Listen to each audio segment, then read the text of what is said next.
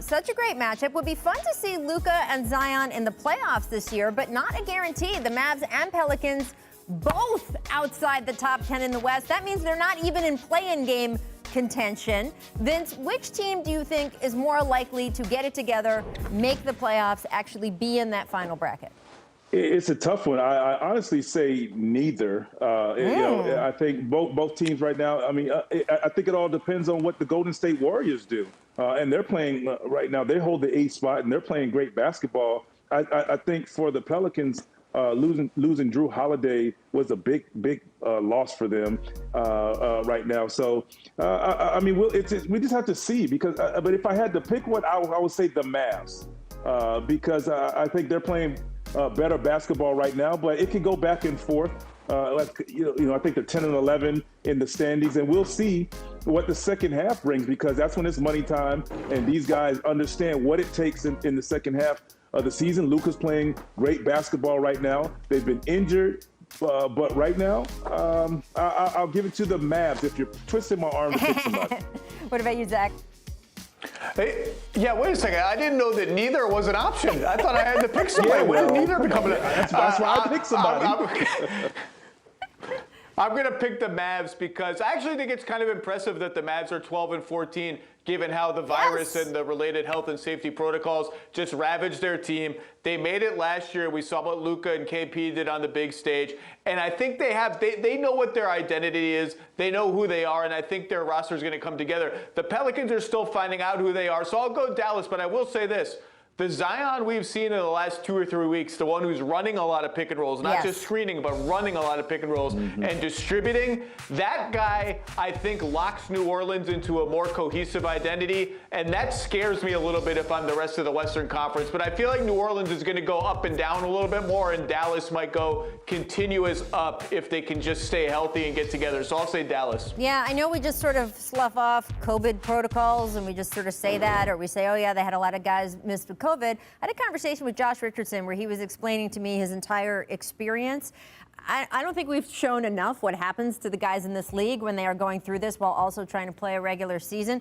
First of all, he tested positive for COVID on the road, which means he woke up in a random hotel room in Denver, and they told him, you can't leave for 10 days. Had none of his stuff, had not, anything. And then he had real symptoms, just like a lot of guys. We heard Karl Anthony Towns talk about this yesterday, where he had trouble breathing. Even when he comes back, he said trouble sort of getting his wind. We know Maxi Kleber on the Mavs also had a lot of trouble sort of readjusting and getting back into the pace of the game. So I'm with you on the Mavericks. I actually think 12 and 14 is impressive. They've won a big chunk of their recent games, and I'm interested to see if they climb out. But boy, Zion Williamson's still a problem and getting even more so. So we'll see. Absolutely. And you can see the playoff chances our BPI gives as well. All right, let's move on to the guy who beat out Zion for Rookie of the Year last season, Ja Morant, facing the Lakers tonight. Zach, you just featured him in your latest 10 Things column.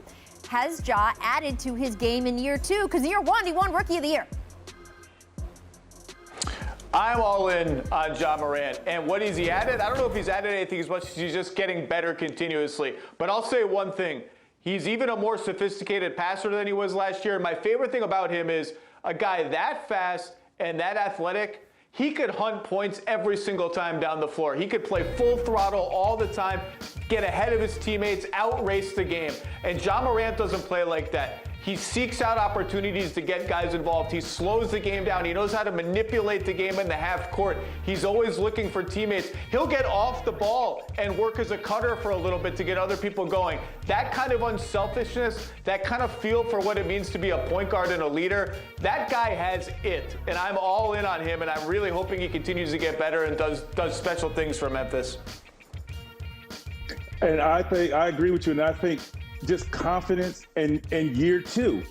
He has a season under his belt. He knows what to expect night in and night out. He understands what it feels like, what it takes to be prepared for teams to double team you. He knows what it takes when you're seeing double teams. Back-to-backs. You're playing 4 games in 5 nights or 4 games in 7 nights. All of this stuff is familiar to him now. So now you really get to see the true player, the real player, instead of them playing and guessing and trying to figure out what's going on. He's just comfortable and confident out there. And like you said, Zach, He's more efficient. He's unselfish. And what that's going to do is just going to have other players around the league, when they become free agents, wanting to play with him because of his unselfishness, even though he's a superstar. Vince, you know this is my favorite question to ask you, since you have played against literally everyone for the last 2 decades of the NBA.